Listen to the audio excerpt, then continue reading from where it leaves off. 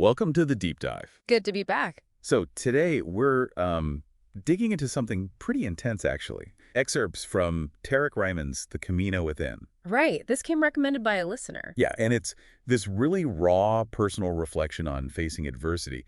Our mission here really is to unpack how these tough moments shape us. And crucially, how we find that inner strength, how we tap into it when things get really hard. Exactly. It's not abstract theory, is it? Not at all. It's rooted in this specific childhood story he tells, which kind of becomes a lens for his whole journey of self-discovery later on. And for our listeners, maybe think about your own challenges, those moments that perhaps still echo. Yeah, how they might have shaped you and how looking inward is, well, maybe the key to handling what's next. Okay, so let's dive right in. He calls this section Back on the Rooftop. We're talking July 1992, Maser El Shuf in Lebanon. Right. Picture it. Kids playing? Seems normal. Until it isn't. Some older kids show up. Yeah, and it turns nasty. Bullying.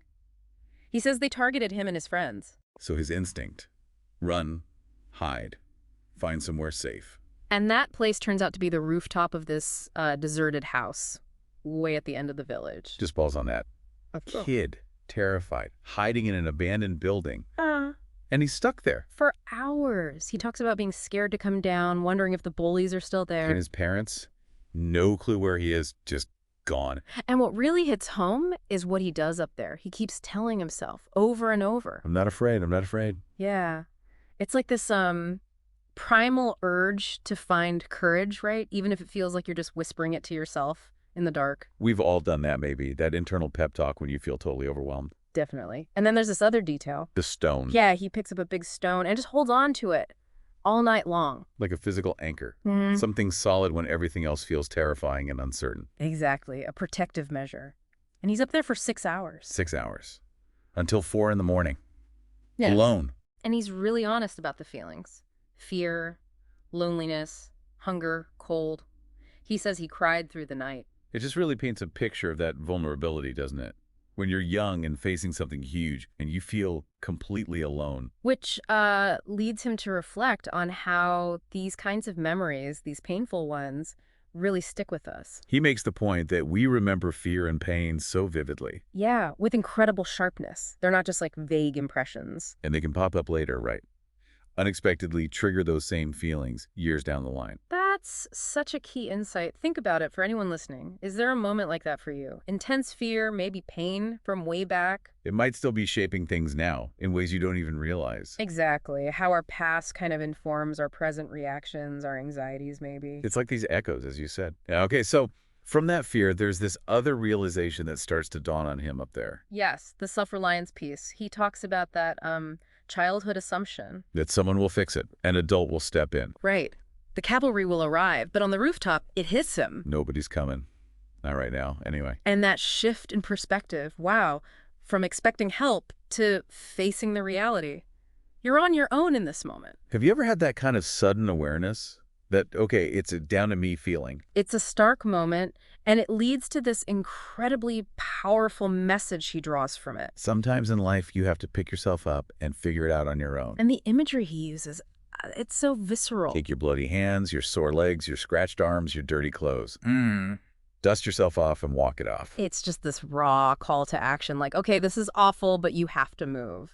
And what's amazing is how he makes it universal. It's not just his rooftop. Exactly. He's saying whatever the tough situation is, trauma, work stress, feeling lost, unfairness. Cold weather, dark night, overwhelming odds. Yeah, all of it. Yeah. Ultimately, finding that strength to push through, it has to come from within. Which brings us to that core takeaway.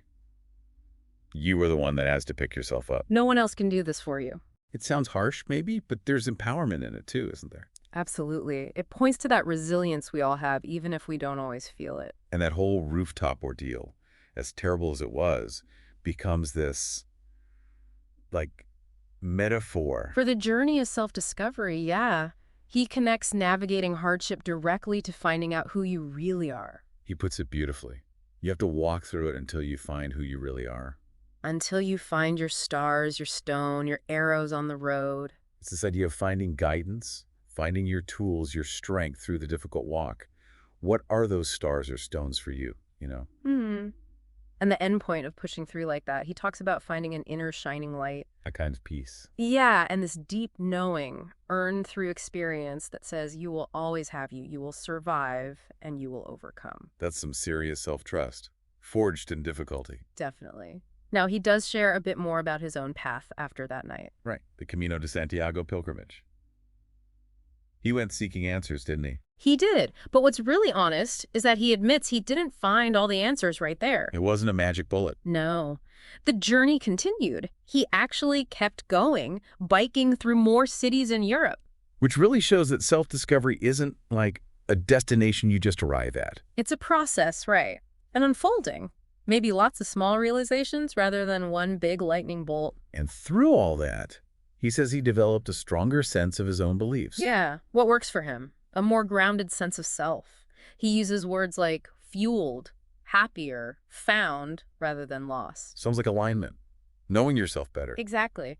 Knowing what brings joy, trusting that inner compass, being more familiar with his own truth. And he leaves us with some really gentle, almost poetic advice. Yeah, each day has a gift.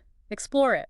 Simple but powerful. A reminder to stay open, stay curious, even when things are tough. And this one I really liked. Remember, you are not lost, you are just not familiar yet. Oh, that's a great reframe. Feeling adrift isn't being lost forever, it's just exploring new territory. It takes the sting out of uncertainty, doesn't it? It makes it part of the journey. Definitely. And then he signs off with Bon Camino.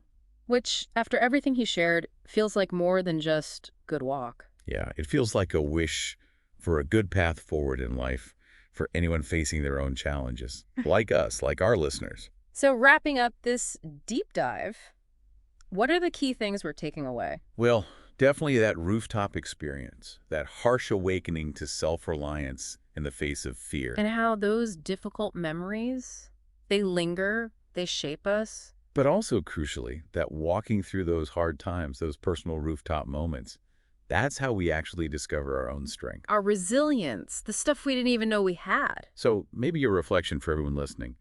Think about your own rooftop moments. How did they change you? Yeah, what did you discover about yourself back then? What inner resources did you have to find?